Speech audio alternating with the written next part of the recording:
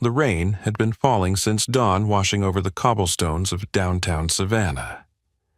Most people hurried past the courthouse that morning, umbrellas tilted low, eyes fixed on the ground. But one small figure stood motionless in front of a glass law office, soaked, shivering, and clutching a paper bag. "Sir," the little girl called out as a man in a gray suit passed by. Her voice was soft but steady, cutting through the sound of rain. "Please, can you help my mom?" She opened the bag and held out a single banana. "It's all I have." If that moment doesn't already tug at your heart, stay with me, because what happens next will turn a simple plea into a life-changing revelation. Drop a comment if you believe fate sometimes brings people together in the most unexpected ways, because this story will test that belief. Ethan Walker had no idea why his steps froze. He'd been rushing to court files in one hand, coffee in the other. But something about the girl's eyes, gray-green and glistening with rain, pulled him back. "What did you say?" he asked, lowering his umbrella. The girl nodded, her lips trembling. "My name's Maya. My mom's in jail. They said she stole something, but she didn't. I walked here to find a lawyer." Ethan blinked, stunned. The police station was 6 miles away. You walked alone. She nodded again. "I thought if I found a good man, he'd help her." Inside the law office, the lights glowed warm against the storm. Ethan's assistant watched through the glass as he knelt beside the girl. "You're soaked," he said gently. "Where's your dad?" Maya hesitated. "I never had one." The words hit him harder than he expected. Something in his chest tightened an ache he couldn't name. He led her inside, offered her a towel, and called for hot chocolate. She held the cup with both hands, still watching him with that searching gaze. "You're really a lawyer?" she asked. "Yes," Ethan said with a faint smile. "And you came here to hire me?" She nodded. "But I don't have money. I brought this instead." She placed the banana on his desk, its peel bruised but intact. Ethan stared at it for a long moment, unable to laugh, unable to speak.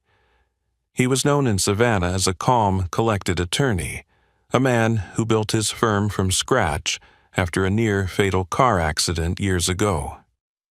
The doctors said he was lucky to be alive, though a piece of his memory never returned. Sometimes he dreamed of a woman's voice calling his name, but the face was always blurred, lost in fog. Now, watching the little girl before him, he felt that same strange pull from those dreams, a whisper of something half-remembered. "Tell me your mom's name," he said, quietly. "Elena Collins," Maya answered.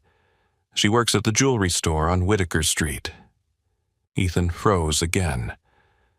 That name, it flickered inside him like a match in the dark. He didn't know why it sounded familiar, only that it did. Maya's story spilled out between sips of cocoa her mom accused of stealing a necklace. Her pleas ignored her aunt, too scared to help. "She always says stealing's wrong," the girl whispered. "She told me, truth always wins." Ethan listened in silence, heart twisting with something deeper than pity. "And you walked all the way here alone?" he asked again. "I wanted to be brave like her," Maya said. "If I could find a lawyer, maybe she could come home." For a long moment, Ethan said nothing. Then he rose, took off his jacket and draped it over her shoulders. "You found one," he said simply. "We'll start today." She blinked, unsure if she'd heard right. "Really?" He smiled. "Really. But first we're getting you some food."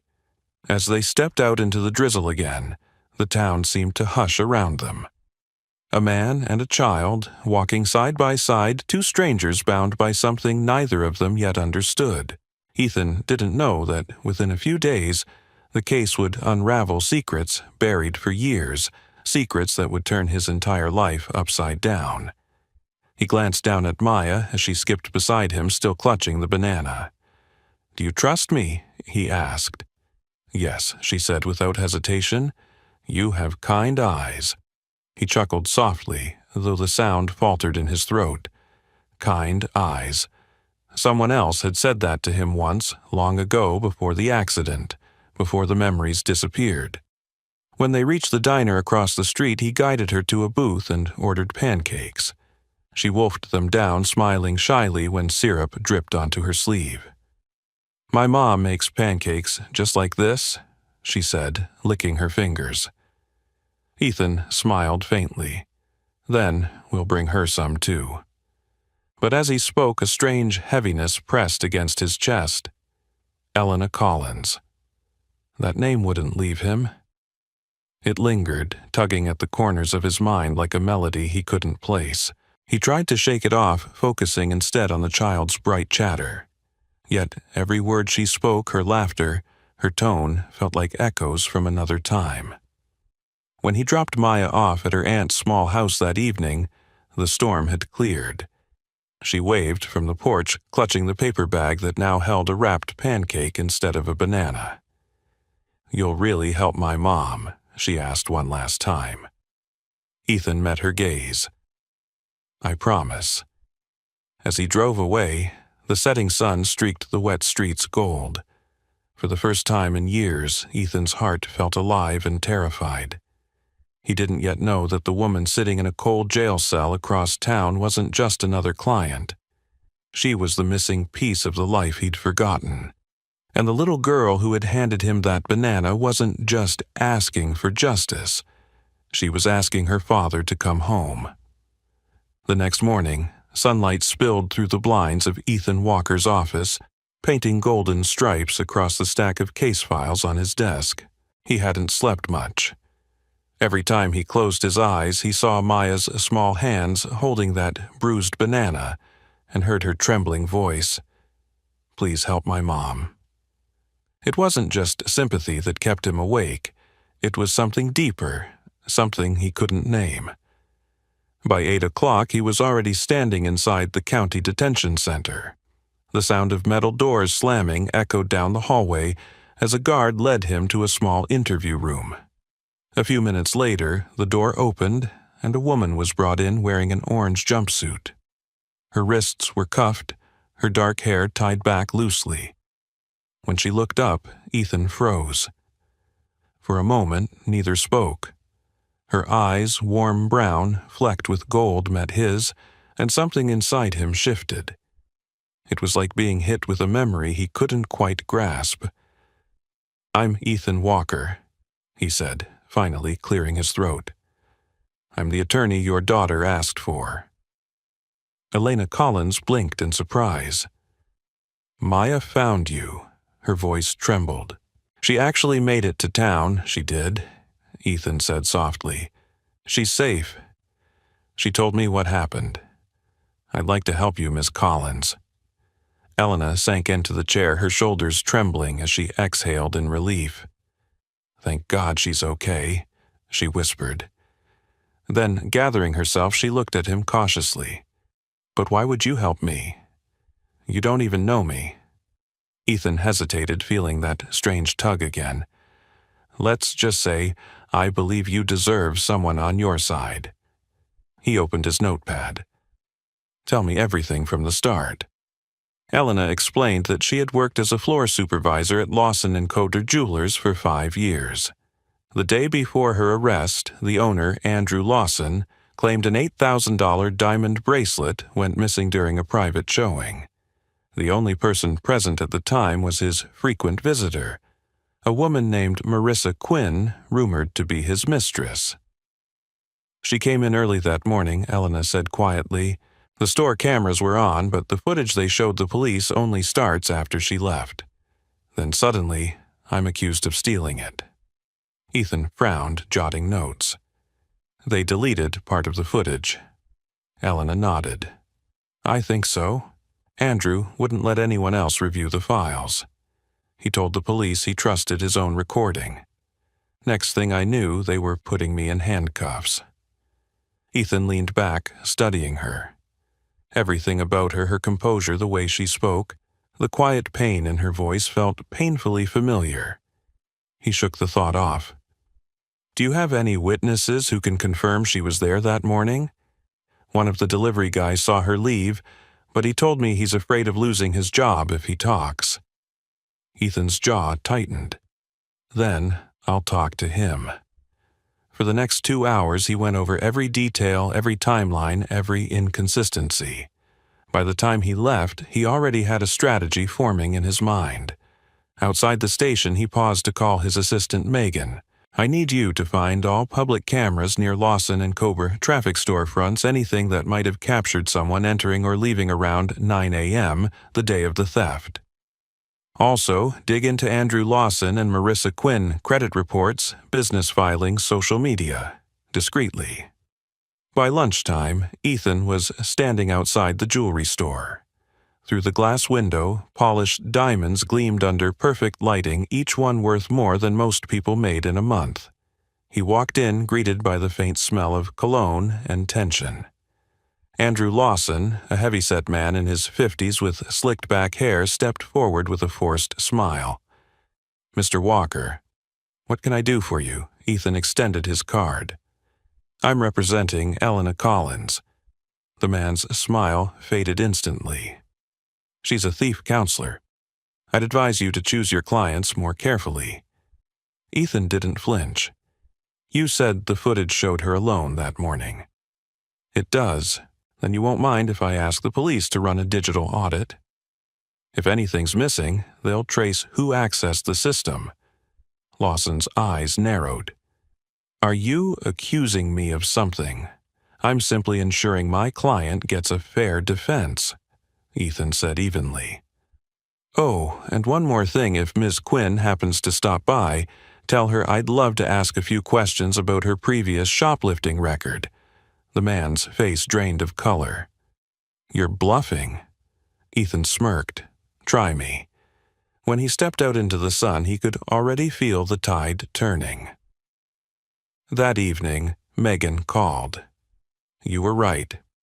One of the boutiques across the street caught Marissa Quinn entering Lawson & Co. at 8:05 a.m.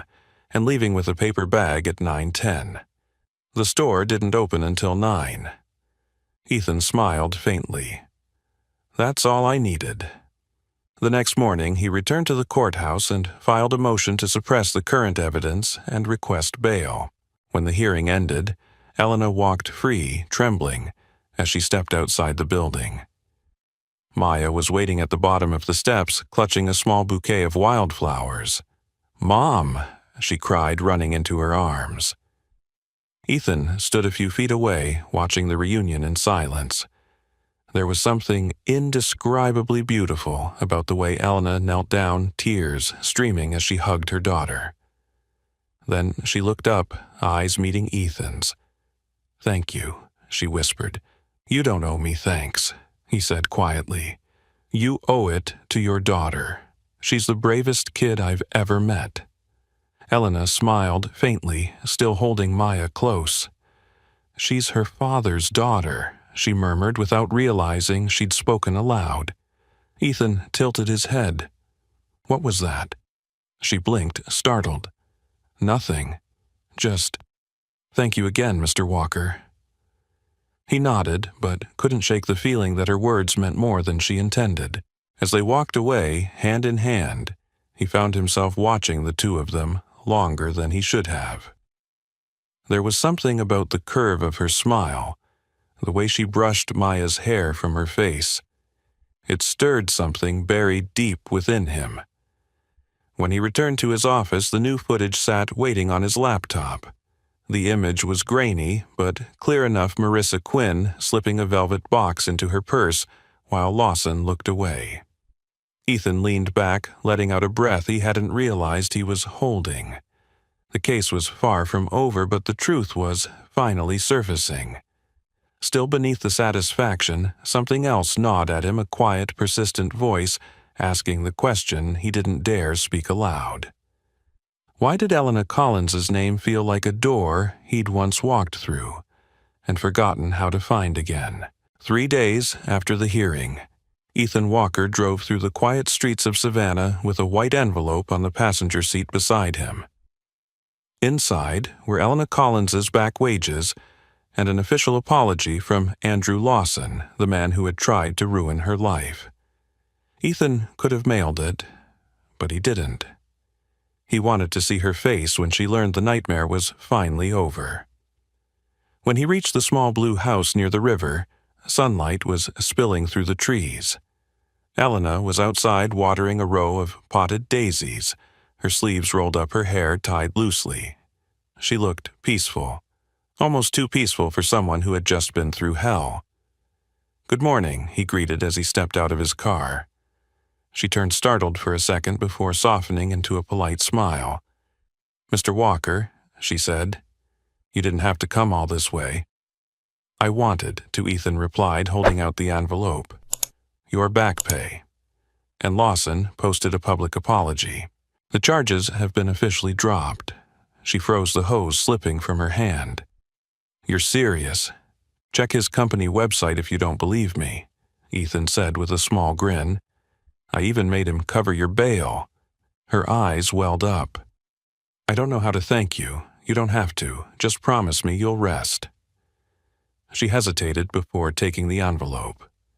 "You've done more than I could have hoped for," she said softly. "You didn't have to get involved like that." "I did what any decent lawyer would do," he answered. Then, after a pause, he added, "And maybe a little more." They stood in silence for a moment, the sound of cicadas humming through the warm air. Ethan glanced toward the front steps, noticing a pair of small sneakers, Maya's. "Is she home? She's at school?" Elena said, tucking a strand of hair behind her ear. "She's been talking about you nonstop." He chuckled. "She's one of a kind." When she smiled, something flickered in him again, like light passing through fog. A memory brushed the edges of his mind, a woman laughing beside a pier, her hair blowing across her face. He tried to hold on to it, but it slipped away like water through his fingers. "Elena," he said quietly, "can I ask you something?" "Of course." He hesitated. "Have we met before?" Her expression changed. The color drained slightly from her face, and for a heartbeat she couldn't speak. "Why do you ask?" she finally said. "I don't know," Ethan admitted. "Ever since I met you, I've had these flashes like pieces of a puzzle I can't fit together. I had an accident 7 years ago. I lost 3 years of my memory. Sometimes I dream about a woman. I can never see her face, but her voice, it feels like home. And when I hear yours, He stopped, embarrassed by how exposed he suddenly felt. Elena looked down her hands, trembling slightly as she held the envelope. "You should go, Mr. Walker. I didn't mean to make you uncomfortable," he said quickly. "No," she whispered. "It's not that." He stepped closer. "Then what is it?" She took a deep breath and looked at him, her eyes shimmering with tears she could no longer hold back. "You really don't remember, do you?" Ethan's heart skipped. Remember what she swallowed hard. "You and we weren't strangers. You were the man I planned to marry." For a moment, everything went still. The street noise faded, the air heavy and still around them. Ethan could only stare at her. "That's not possible." "It is," she said, her voice breaking. 7 years ago, you promised we'd build a life together. You said you'd be gone for just a week to visit your parents in Seattle. Then you vanished. I thought you'd left me." Ethan's mouth went dry. The world tilted slightly as fragments began to flash her laughter, the smell of the sea, a ring made from a straw. "Elena." His voice cracked. I remember something. A restaurant by the water, candles your hand in mine." Tears spilled down her cheeks. "I searched for you. I even went to Seattle, but no one could tell me where you were. I didn't know you were in an accident." He felt his knees weaken. Oh, God. His hand covered his mouth as realization hit him like a wave. "You're the woman from my dreams." She nodded slowly. "And Maya, she's our daughter. The words hung in the air, fragile and earth-shattering. Ethan took a step back, his pulse roaring in his ears. "Our daughter. She was born 2 months after you disappeared," Elena whispered. "I never told her who her father was. How could I? I thought you'd chosen to forget us." Ethan felt his chest tighten until he could barely breathe. "Elena, I didn't know. I swear to you, I didn't know. I believe you," she said through tears. "But that doesn't erase the years we lost." He closed the distance between them, his voice trembling. "Let me make it right. Let me be there for her, for both of you." Her gaze softened, but pain lingered in it. "You can be in her life. She deserves that. But we can't just pick up where we left off." He nodded, tears stinging his eyes. "I understand." Maya's laughter suddenly rang out from down the street, her school bus pulling up earlier than expected. She ran toward them, her backpack bouncing, her face lit with joy. "Mr. Walker," she shouted. Ethan forced a smile, wiping his face quickly before she reached him. "Hey, champ," he said, kneeling down. She threw her arms around his neck. "Mom says you're our hero." He swallowed hard, glancing up at Elena, whose eyes were shining. "I'm just doing what I should have done a long time ago," he whispered. That evening, after he left, Elena stood at the porch watching the sky fade from gold to violet. She held the envelope against her chest, the weight of the past finally breaking through her composure. She had thought closure meant forgetting, but seeing Ethan again had taught her something else. Sometimes fate doesn't want you to move on. It wants you to remember. Ethan Walker spent the next few days trying to focus on his work, but every time he looked down at his desk, his thoughts drifted back to Elena and the little girl who had unknowingly changed his life. He told himself he needed space to think, to breathe, but the truth was he missed them already. Every sound reminded him of that moment outside her house when she whispered, "She's our daughter." Those words played over and over in his mind until he could hardly sleep. When Vanessa Brooks, his girlfriend from Seattle, called that week, he hesitated before answering. "You've been quiet lately," she said gently. "Is everything okay?" Ethan looked at the reflection in his office window, the tired man staring back at him. "Not really," he admitted. "There's something I need to tell you." That evening, they met at a small cafe downtown. Vanessa listened as he told her everything from Maya's desperate plea to the truth about Elena. Her expression didn't change until he said, "She's my daughter, Vanessa." The silence stretched between them before she finally nodded. "I always knew a part of you was still searching for something," she said softly. "Now I understand what it was." She reached across the table, her hand resting on his. "Go be the father she deserves." Her voice trembled, but her smile held steady. "You don't need to apologize for finding the family you lost." Ethan's throat tightened. "You're an incredible woman," he said. "And I never wanted to hurt you." "You didn't," Vanessa whispered. "Sometimes life just brings people back to where they belong." That night, as Ethan drove through the quiet streets of Savannah, he realized how true her words were. He had spent years building his career, trying to fill a hole in his life he couldn't explain. Now, he finally knew what had been missing. The next morning, he stopped by Elena's house not as a lawyer, but as a man ready to take responsibility for what he'd lost. Maya spotted him first, racing from the porch to throw her arms around his waist. "You came back?" she squealed. "Of course I did," he said, smiling as he ruffled her hair. "I told you I would." Elena appeared in the doorway, her expression cautious. "Good morning," she said softly. "Morning," Ethan replied. "I wanted to see how you both were doing and maybe make up for some lost time." That afternoon he took them to Forsyth Park. Maya ran across the grass, chasing Bubbles, her laughter echoing through the trees. Elena sat on a bench nearby, and Ethan joined her, handing her a cup of coffee. "She's perfect," he said quietly. "She has your smile." Elena's eyes softened. "She has your stubbornness," she replied. They both laughed, and for a moment it felt like no time had passed. But when the laughter faded, reality settled between them again.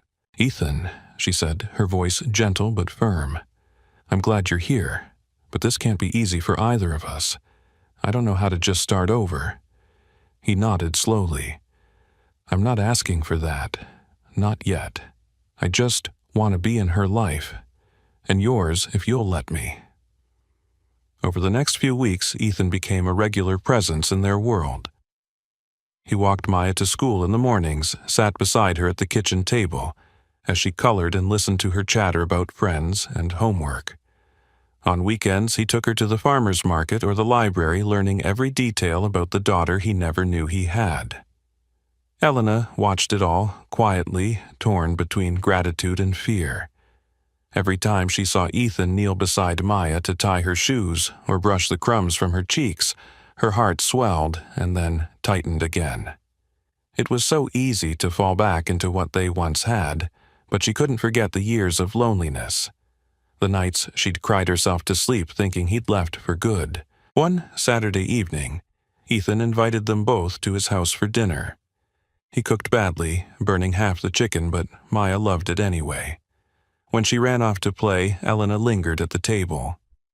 "You've changed," she said, smiling faintly. "I had to," he admitted. "Losing you taught me that life doesn't wait for second chances, but somehow I got one." Later, they sat on the porch as fireflies flickered through the yard. "You know," Ethan said quietly, "when I woke up after the accident, I didn't remember your name, but I remembered how it felt to love you. That never went away." Elena turned toward him, eyes glistening. "You can't say things like that," she whispered. "It makes it harder to keep my distance." He reached for her hand, not forcing, just holding. "Maybe it's time we stopped keeping our distance." The air between them hung heavy, full of everything they hadn't said.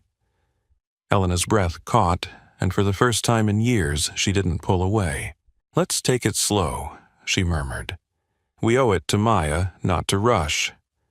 "I'll wait," Ethan promised, "for as long as it takes." The following week they visited the old university campus where they'd first met. The memories came flooding back the bench, the laughter, the future they'd once planned. When they passed the chapel steps, Ethan stopped, suddenly pressing a hand to his temple. For a moment, Elena thought he was in pain, but then his eyes widened in shock. "I remember," he said hoarsely. "This is where I proposed. You were crying because your mom was sick, and I told you we'd get through it together." Elena's hand flew to her mouth as tears spilled down her cheeks.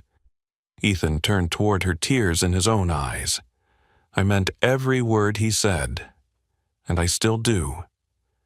That night, as they drove home in silence, the past no longer felt like a wound, it felt like a bridge.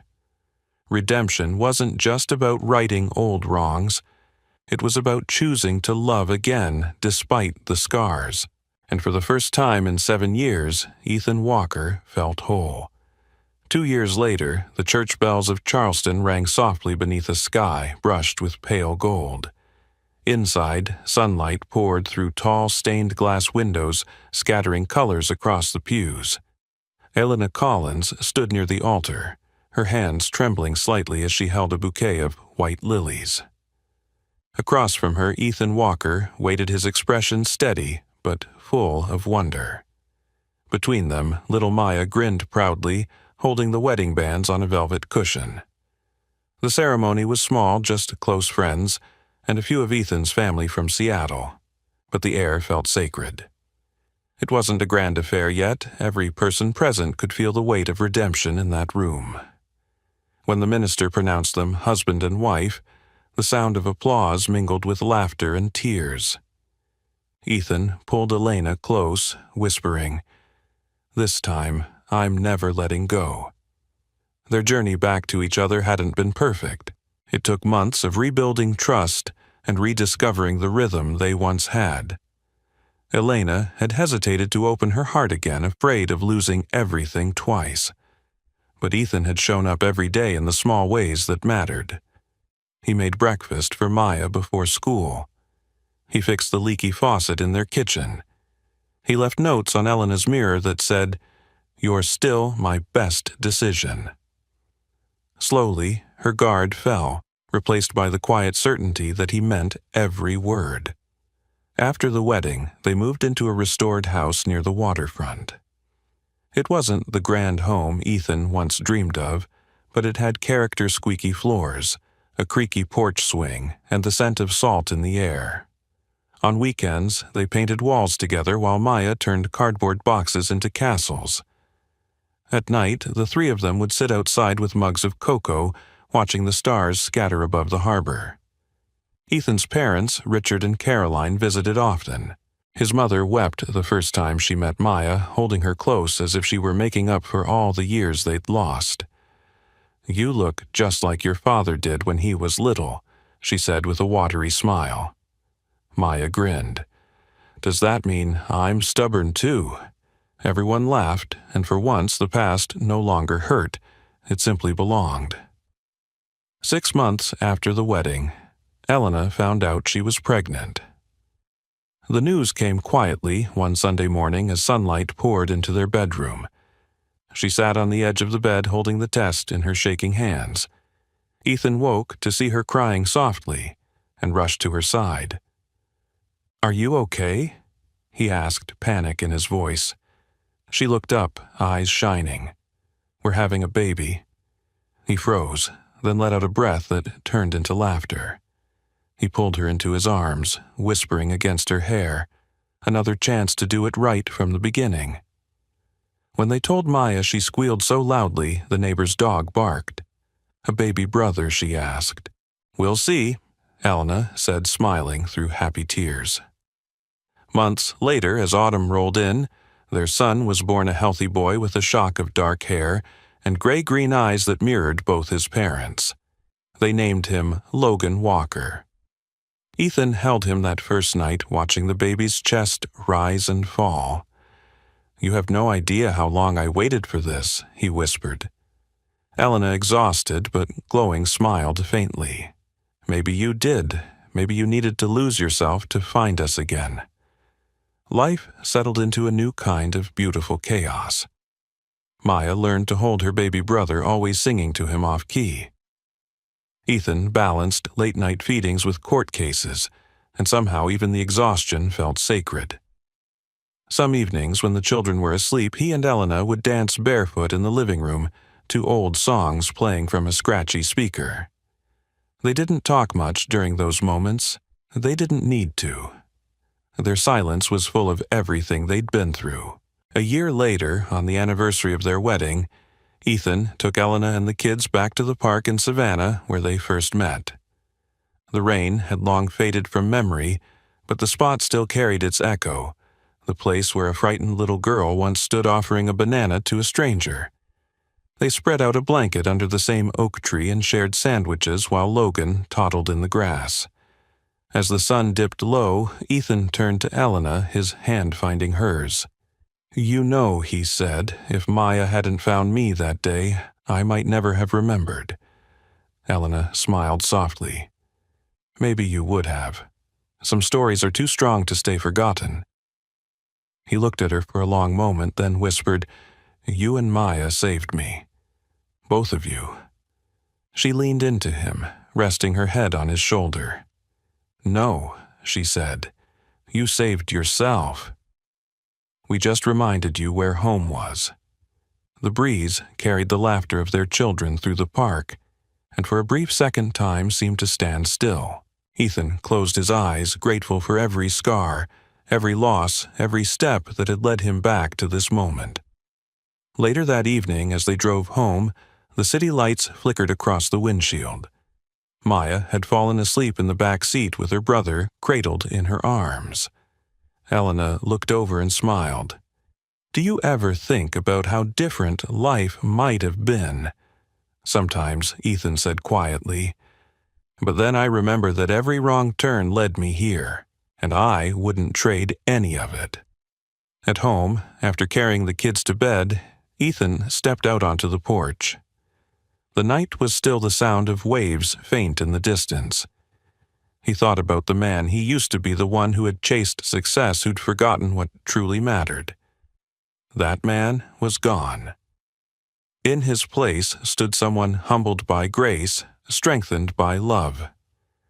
When Elena joined him, wrapping a blanket around his shoulders, he smiled and pulled her close. "You know," he murmured, "I once thought losing my memory was the worst thing that ever happened to me. Now I realize it gave me a second chance." She touched his cheek gently. "And you made the most of it."